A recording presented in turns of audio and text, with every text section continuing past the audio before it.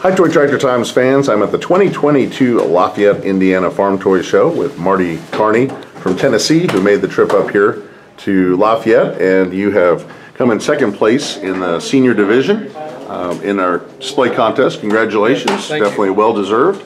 Can you give us a tour of your award-winning display? Sure. All right, well the first thing we're gonna look at here with Marty is a New Holland 1044 automatic ball wagon pulled by an Oliver 2255. So Marty, as we started on this display tour, the really big standout piece, which was a reveal for you here at the show, was this New Holland 1044 automatic ball wagon. And it's just a really nice piece. I think it really sets itself apart from a lot of the displays here. So tell me a little bit about this this machine. It's on an Oliver 2255. Where did you get it, and how did you build it? The bell wagon I got from Shapeways. It's a Tim Hoker kit, and it comes. I think it's in five different sections that you have to buy, and it's a really nice piece. I was kind of concerned about getting it together by showtime, but it turned out really nice, and I will post some pictures of it later on Instagram. Follow me on Instagram of how I actually put it together. And I know just a few things that you added to it. You added, these look like the levers, but they're actually pins. I added the levers to it out of just regular sewing pins. It does have cylinders that goes on it. I do not have those on there yet, but I will put those. I was just trying to get it ready for the show. And the whole tram line and everything works. And raises and lowers. Oh, that's a very cool build. And you were working till about 10 o'clock on Thursday night. Today's Saturday. Yes, to get this ready, and it was well worth it. Thank you. Well, Marty, we've got this automatic bale wagon, but that's actually the end process in getting the hay off the field. Right. And let's take a look at the beginning process with the mowing. What tractor do we have here on this Kuhn mower? Got a 6210R there on the mower. That's the farm's main. They use it to cut hay and feed the cattle. We got the hay spear. Sometimes they don't take it off and just leave the hay spear on there most of the time. Got a Kuhn disc bind. It's cutting the hay. And you've got a really nice texture here. I mean, it looks just like the Tennessee grass that you would see, because a lot of times people cut the hay off in the early spring and May and then graze it on cattle for the rest of the year. So this is all Woodland Scenics static grass that's on this display. You got a 12mm light green in there, and then you have a 7mm medium green with a 2mm dark green in the bottom to make the base really show up for a field that's just being cut. It looks great, and I like how you have that, a little bit of that summer dried grass look, and then the dark green. And we can see the dark green here coming out of the mower. And then the field's been tedded, and it's being raked up here by a Kuhn wheel rake, where you've got a little different color blend. This is a medium green 7mm with just a little bit of dark sprinkle back in there. And which tractor do you have raking here? That's a 3020. Okay, good tractor. And then behind the rake, you have just a light green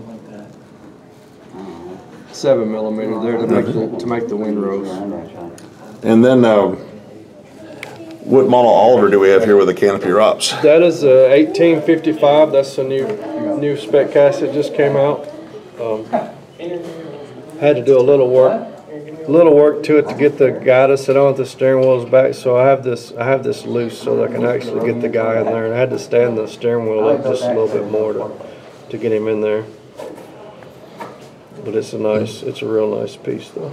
It is. Spec cast does a nice job. The spec cast tractors, 5-10 years ago, this would have been a custom piece, right. And I don't really see much need for modification out of the box. So you got a 1837 Massey Ferguson baler. The old Heston design, Massey Ferguson. Yep. and dropping the bales out in the field. And then, as we discussed at the opening of the video, you've got the New Holland 1044 bale wagon on that Oliver 2255, making a great hay team. And then hauling the bales away. So this bale wagon would have just been delivered today, and these guys have been to another field and was picking these up, and very proud to see that the bale wagon had made it in. I would say so. That they don't have to pick them up by hand anymore. But it's a lot easier to pick 104 bales up with that and dump it in the shed versus hand stacking that and then unstacking it by hand. And this is a 1755 Oliver here. That is my favorite Oliver, the 1755. It's a cool tractor. So I noticed you've got a lot of Olivers on this farm. Does your family have a connection to Oliver, or just like them? Or? I grew up on the Oliver tractors, and I just always like them, and we still have one. We have a 1650 Oliver now. Very good. Well, we moved from haying to some lumber and sawdust, and we're gonna see that a big part of Tennessee farming, where you're from, is tobacco, and part of that is dark fire tobacco. And in order to get that, you need sawdust to smolder some smoke onto the plants. So we rely kind of on the old backwoods type sawmill to get our sawdust and slabs from. So this is a sawmill that I built last winter, and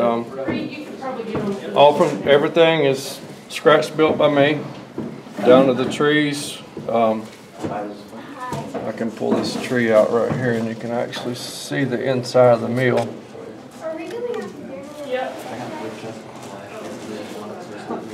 So all of that is made from styrene and brass. Oh, it's just wonderful. You can see the buzz saw and making lumber. Use a Dremel blade for the sawmill blade there.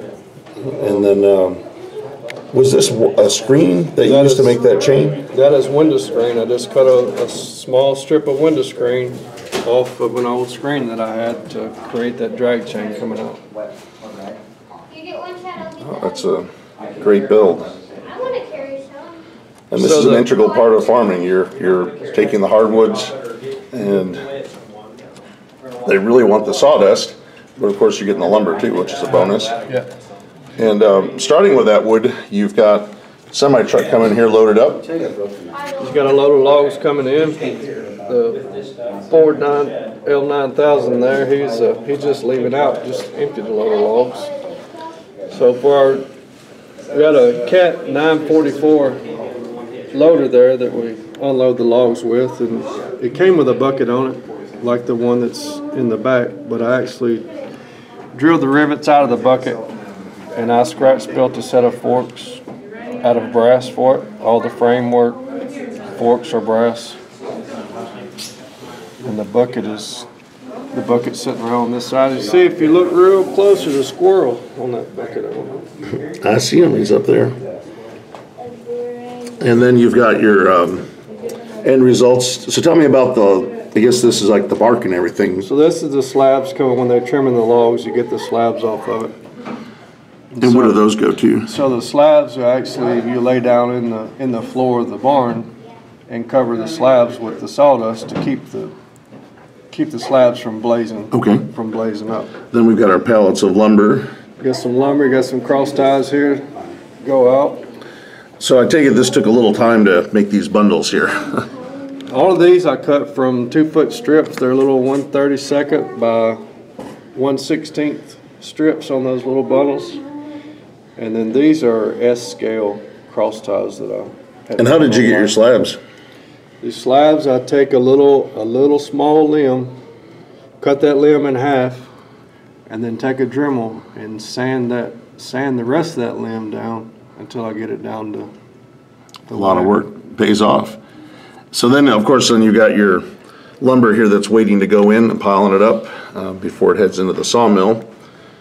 And then I like your fleet of classic trucks that are here to help haul away the sawdust to their various tobacco farms. So you got a DCP C65 right here, and I added a set of extensions with the sawdust. Is not real heavy unless it's been sitting there for a while and wet, so with the tandem axle we can haul a little bit more than just the stock. Then we got a Chevy here tarped up. He must be loaded and ready to go. Yeah, he's got a load of sawdust ready. He's heading out, walking back down the aisle there to head out. You got a GMC 6500. This one is by DCP also. This one actually had a flatbed on it, and I took this bed off of another truck and put on it. Nice. And then I'm an international truck fan, and we've got our... What's your favorite back there is a International Lodestar. That was started out as a Neo. It had a sleeper on it, and of course it was tandem axle, and I cut one of the axles off and took the sleeper off of it, and then actually took the bed off of this Ford Louisville here to use on that, and I scratch built a log bunk bed out of styrene for it. Very nice. So this Lodestar is about to get loaded up, and then again you've got the classic Caterpillar wheel loader here, and that's moving, I guess, the sawdust from the mill over to that pile, and then the pile to the trucks. Yes. Once it's coming out of the drag chains here, he'll keep it pushed away from the drag chain so that it don't get backed up into the mill, and as the trucks come, he'll pull it out of the pile there. Well, let's go from our sawdust production over to the tobacco farm, where the end products of this mill end up to help cure the tobacco. See if I can raise it up just a little bit. So there we can see our slabs and the sawdust there, and we can see there's actually cured tobacco hanging in there. If it'll pick it up, you can see it. You can see that hanging. Oh, and then we can just see the slabs are alongside the barn here, where the loader tractor is picking them up to put them in there. And then, of course, the sawdust is on the other side. Right. Tell me about this. Is this the stake wagon here? So this is the tobacco stick wagon. I've been left getting ready, so they wouldn't have any more ready to cut until this field here in front of the barn is ready to cut. So these are the sticks that you hang the tobacco on to hang up into the barn. And those are dropped down between the rows of the plants that we have out here in front of the barn. Tell me about this barn. This is built by Gaithel Knight, who lives in Hopkinsville, Kentucky. And we can see the advertisements for Copenhagen Skull on the side. When would a barn like this have been built? This barn here was built in 1995 by Gaithel. And then what history, like what era barn does it represent? It could have been built back in the 1930s to 1940s originally, 1950s. You had a wood post, and they didn't even have a concrete foundation on them. We had one that was actually, each post was sitting on a flat rock, and then they just built down to the ground on the side of the rocks. There was no foundation to it at all. Well, they definitely were built to last, and the idea is that once you get all your tobacco sticks hung up in the barn, then you actually light the floor on fire to smolder, and it'll burn. You get it built solid in there, it'll burn 5, 6, sometimes 7 days there with it. And the dark fire tobacco is used for chewing tobacco. Chewing tobacco, cigars. Which we definitely encourage people not to smoke. It's not healthy. Don't chew tobacco. But it is a neat part of our history, and continues to be part of the farm economy in Tennessee. So here we have the... it's a 720 John Deere with the spray foam. And what is he spraying? So he'd be spraying orthene, some kind of insecticide, just to knock the worms, flea bugs, and stuff like that off of them. There's definitely a lot of pests to deal with in this, and also keeping it weed free. So you have the different stages here. You've got the, it's just emerging after it was set and starting to fill in. We're spraying it now, and it's flowered out. And then it's important, in order to keep the product where you want it, you have to take what are called the suckers off, right? Which is happening over here. We walk through there and cut them. And there's oiling involved in this, right? You have to oil it. Once they've got the tops out, they have to go back and run the oil down each stalk to. And is this sprayer used to do that as well? What they'll do when they're putting the oil on is they have drop hoses that they put on the boom, and they'll plug off the spray nozzles that they're not using, and then they'll actually walk down the road with the drop hoses and put the oil on.